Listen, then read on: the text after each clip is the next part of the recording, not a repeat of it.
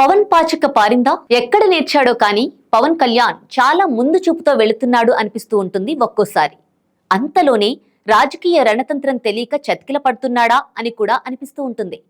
జనసేన అనే సెల్యులాయిడ్ ని suspense thriller గా మార్చడంలో ఆ పార్టీ వ్యవస్థాపక అధ్యక్షుడు పవన్ కళ్యాణ్ సక్సెస్ అయినట్లే ఉన్నాడు అన్నది తాజా స్టేట్మెంట్. మనసులో ఏముందో తెలుస్తున్నట్లే ఉన్నా ఎప్పుడు ఏం చేస్తాడో తెలీదు. ఏం వెతక్కుండానే ఏ టర్నింగ్ పాయింట్ అతని కాళ్లకి ఎప్పుడు తగులుకుంటుందో అస్సలు తెలీదు. అయినా రెక్కల గుర్రంలా అలా ముందుకు పోతూనే ఉన్నాడు Pawan Kalyan, the god of fans. మొన్నటి దాకా తెలుగుదేశంతో జనసేన జతకట్టే తీరుతుందని వైసీపీ డాంకా బజాయించినప్పుడు పొత్తు ఉంటుందో ఉండదో తేల్చి చెప్పలేదు పీకే. చివరకు జేఎస్పీ బీజేపీతో పొత్తులోనే ఉంటుందని ఫిక్స్ అయ్యారేమో. వైసీపీ కొంచెం కూలైంది. అంతలో జైలు పాలైన తెలుగుదేశం అధినేతకు మద్దతు పలకడమేగాక ఏకంగా క్షణాల్లో పొత్తు బిగించేశాడు పవన్ కళ్యాణ్. అదేంటి, ఇప్పటికే బీజేపీలో పొత్తులో ఉన్నావు కదా, ఎన్డీఏలో భాగస్వామియు కదా, వారికి చెప్పకుండా టీడీపీ జేఎస్పీ పొత్తుని ఎలా ఖరారు చేస్తావు? అసలే బీజేపీ అధిష్టానంలో పెద్దలు చండశాసనులు. అలా చేయడం పొత్తు రూల్స్ కి విరుద్ధం.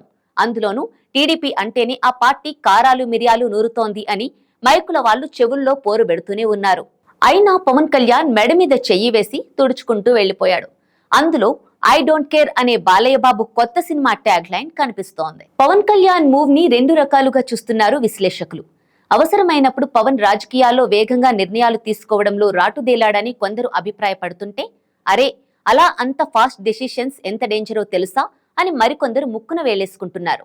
ఇంతకీ ఇక్కడ గమనించాల్సిందేంటంటే, పవన్ కళ్యాణ్ వెళ్లి బ్రతిమాలి అడగాల్సిన పని లేకుండానే తెలుగుదేశం పొత్తు ఎగురుకుంటూ వచ్చింది.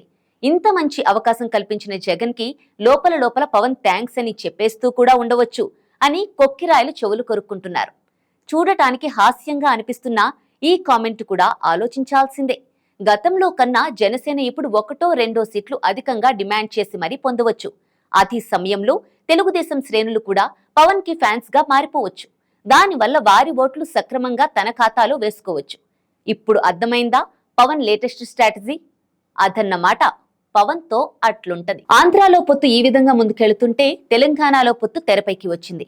అసలు పవన్ కళ్యాణ్ పార్టీ తెలంగాణలో పోటీ చేస్తుందన్న కనీస ఆలోచన కూడా ఎవ్వరికీ లేదు. ఒకవైపు ఆంధ్రాలో స్కిల్ స్కామ్ కేసులో ఆరోపణలు ఎదుర్కొంటున్న చంద్రబాబు అరెస్ట్, ముఖాలత్లు, పొత్తు ప్రకటన నేపథ్యంలో పవన్ కళ్యాణ్ తెలంగాణలో పోరికి దిగుతాడని ఎవ్వరూ ఊహించరు కూడా. పైగా పవన్ శ్రేణులు తెలంగాణలో చాలా తక్కువ. గతంలోనే అతను సమైక్యవాది అని ఊదరగొట్టిన అప్పటి టీఆర్ఎస్, ఇప్పటి బీఆర్ఎస్ నాయకులు పవన్ కళ్యాణ్ వైపు ఓటర్లు చూడకుండా కట్టడి చేశారు. ఆ తరువాత పవన్ తెలంగాణలో ఎక్కడా పూర్తి స్థాయిలో కార్యకర్తలని కలిసింది కూడా లేదు. జస్ట్ వారాహి యాత్ర మొదలైనప్పుడు మాత్రం యాత్ర తెలంగాణలో కూడా ఉందంటున్నారు. తెలంగాణలోని కరీంనగర్ జిల్లా కొండగట్టు ఆంజనేయ స్వామి వారి దేవస్థానం నుంచే జనవరి 24న మొదలు కూడా పెట్టారు.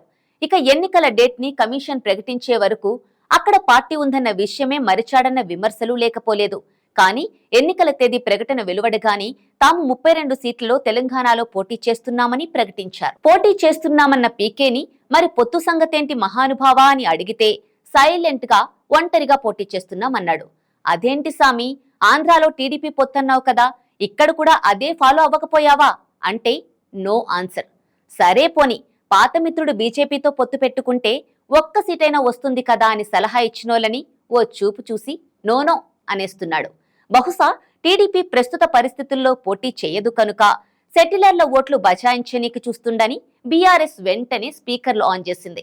పవన్ ఎందుకలా అన్నాడా అని ఆలోచనలో పడ్డ జనసేన కేడర్ కు తన ప్లాన్ బహుశా ఇప్పుడు అర్థమై ఉంటుంది. జస్ట్ నిన్ననే బీజేపీ తెలంగాణ అధ్యక్షుడు మంత్రి కిషన్ రెడ్డి జనసేన అధినేతను కలిసి సహకారం కోరారు. అదండి సంగతి. ఇక్కడ కూడా తాను ఎక్కడికి వెళ్లకుండా, ఎవరిని దేహి అనకుండా వాళ్లే తన వద్దకు వచ్చేలా చేసుకున్నాడని ఆ పార్టీ నాయకులు గుసగుసలాడేస్తున్నారు. టీడీపీతో ఆంధ్రాలో అత్యవసర పరిస్థితుల్లో పొత్తు ప్రకటించిన సమయంలోనే బీజేపీ అధిష్టానాన్ని కలిసి ఎందుకు పొత్తు ప్రకటించాల్సి వచ్చిందో వారికి సవినయంగా తెలిపి వారిని కూడా కూటమిలోకి ఆహ్వానిస్తా అని పవన్ కళ్యాణ్ ప్రెస్ మీట్ లో చెప్పారు. ఆనాటి నుంచి బీజేపీ అధిష్టానం నుంచి ఎలాంటి స్పందన లేదు. ఆ పార్టీ నాయకులు చెప్పిన ప్రకారం పలుమార్లు పవన్ కళ్యాణ్ బీజేపీ పెద్దలను కలిసేందుకు ప్రయత్నించినా అపాయింట్మెంట్ ఇవ్వలేదని, అతి సమయంలో జగన్ కు ఇచ్చారని పవన్ గుస్సాగా ఉన్నాడు. బీజేపీ వల్ల కలిగిన అసహనాన్ని పెడన వారాహి టూర్లో పవన్ కళ్యాణ్ లో అందరూ చూశారు. ఇప్పుడు కిషన్ రెడ్డి సపోర్ట్ కోసం తనని సంప్రదించేలా చేసుకోవడం, తద్వారా బీజేపీ అధిష్టానానికి తెలుగు రాష్ట్రాల్లో తన అవసరాన్ని మరొకసారి గుర్తు చేయడంలో పవన్ 100% సక్సెస్ అయ్యాడనేది ఇప్పుడు తాజా టాపిక్. ఏదేమైనా సొంత స్ట్రాటజీతో తగ్గేదేలే అని ముందుకెళ్తున్న పవన్ కళ్యాణ్ లెక్కల్లో స్ట్రాంగ్ అన్న సంకేతాలు వెళుతున్నాయి.